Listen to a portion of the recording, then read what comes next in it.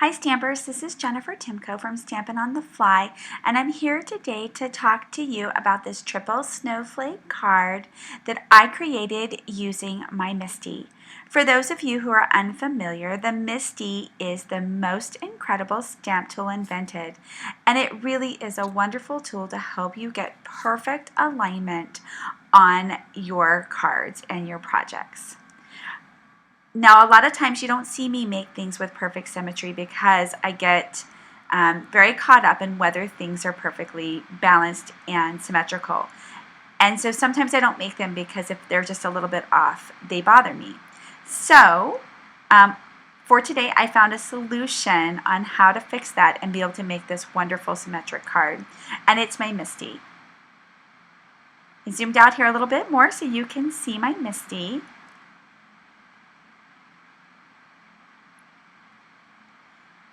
And you'll notice I'm going to take a piece of paper, it's thick whisper white cardstock that is 5.5 inches long, and I'm centering it on the Misti.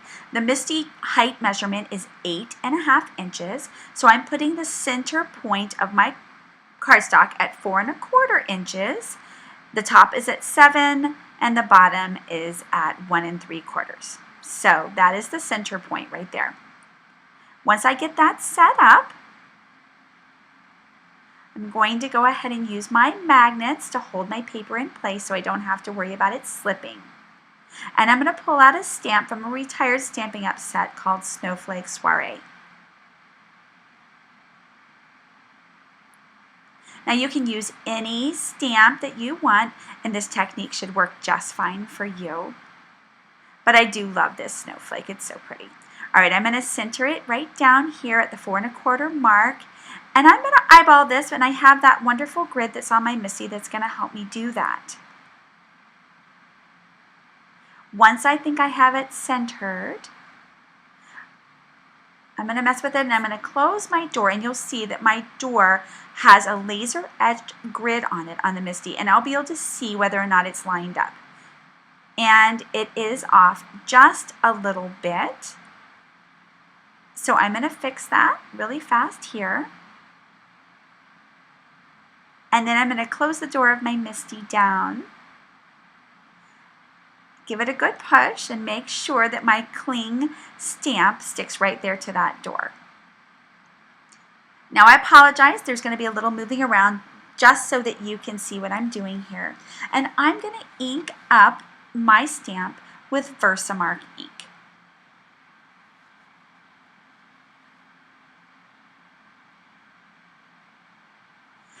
As I move it back into position so you can see it, I'm going to stamp down.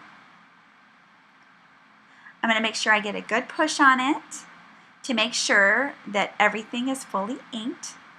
And then I'm going to get my silver Stampin' Emboss powder in position, ready to put on my paper. I did forget to use my embossing buddy on this one. I'll use it on the next one. So there is going to be probably a little bit of stray powder here, but that's okay. I'll show you a quick trick on how to fix that too.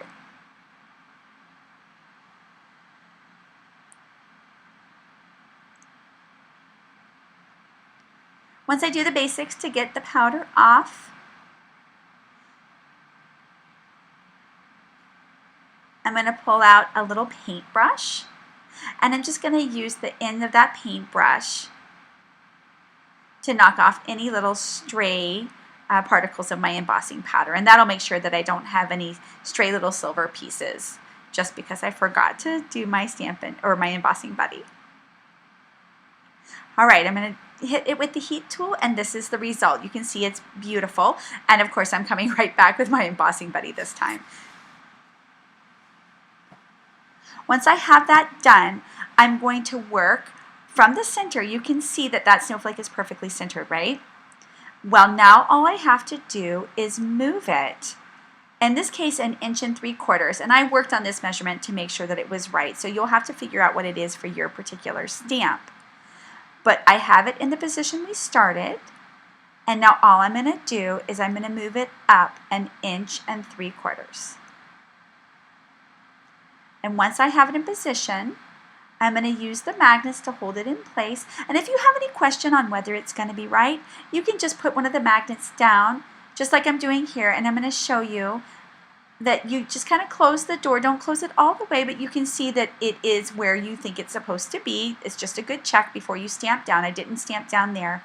And now I'm going to realign my magnets so that I'm ready to stamp.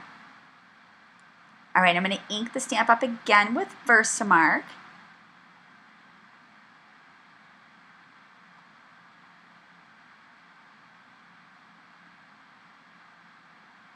And I'm going to close the lid and stamp down one more time. Now I apologize, my Versamark ink got a little bit of other color on it for my class, so you will be able to see a little bit of residue there, but really your Versamark should be perfectly clear. And again, I'm going to pull my embossing powder right over, and I'm going to sprinkle it on.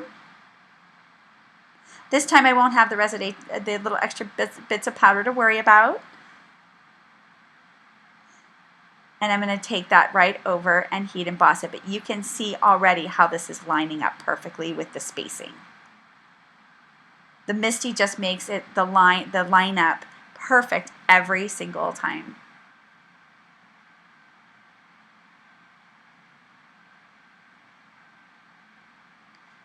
Now there it is, 2 perfect snowflakes. Aren't they awesome? I know, they're really pretty, aren't they? Now, I'm going to do the same thing as I did before, except this time I'm going to move the other direction for 1 3/4 inches. So I start at that 7-inch mark at the top, and I'm going to move down 1 inch and then 1 3/4 inches. Put my magnets in place, ink up my stamp again with Versamark,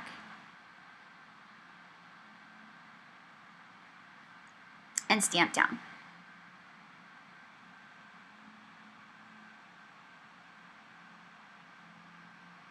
Now you can see too how quickly this starts to go once you get your process going. Think how easy it would be for you to be able to make multiples of this same card. The Misti really is the perfect tool for mass production, especially Christmas cards. Now look at the spacing on these snowflakes. It's perfect. The spacing between the snowflakes is absolutely right on because of the measurements. And then look at how well they're lined up across. I couldn't do this with another tool.